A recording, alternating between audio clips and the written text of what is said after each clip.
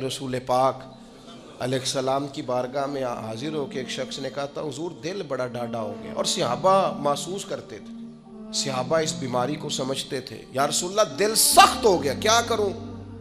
فرمایا کوئی یتیم ملے تو اس کے سر پہ ہاتھ پھیرا کر، اللہ تیرے دل کو نرمی عطا فرمائے گا۔ یتیموں کے سروں پہ ہاتھ رکھا کر، قلب نرم ہوگا، دل نرم ہوگا۔ دیکھیں اللہ تعالیٰ نے حضور کو حوصلے کا پہاڑ بنایا ہے۔ نبی پاک علیہ السلام فرماتے ہیں سب سے زیادہ مشکلات مجھ پہ آئیں، لیکن جو رقت تھی نا حضور کی طبیعت میں، جو نرمی تھی وہ اتنی انوکھی تھی۔ حضرت زید بن حارثہ رضی اللہ تعالیٰ عنہ شہید ہو گئے جنگ موتا میں۔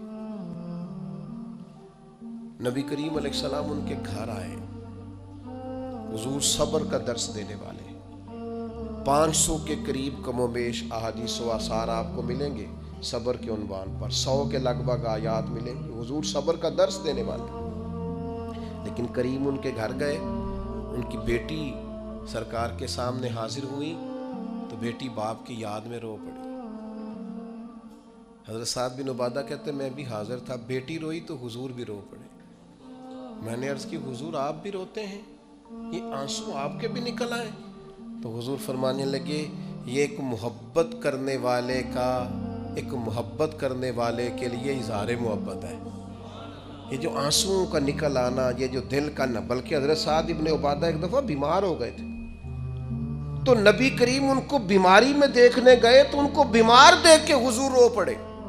یار یہ حالت ہو گئی ہے اس کی، یہ نرم دلی نبی کریم کی، رقت قلبی، حضور کے قلب اطہر پر جو نرمی ہے، سخت نہ ہو، ڈاڈی زندگی نہ گزارو۔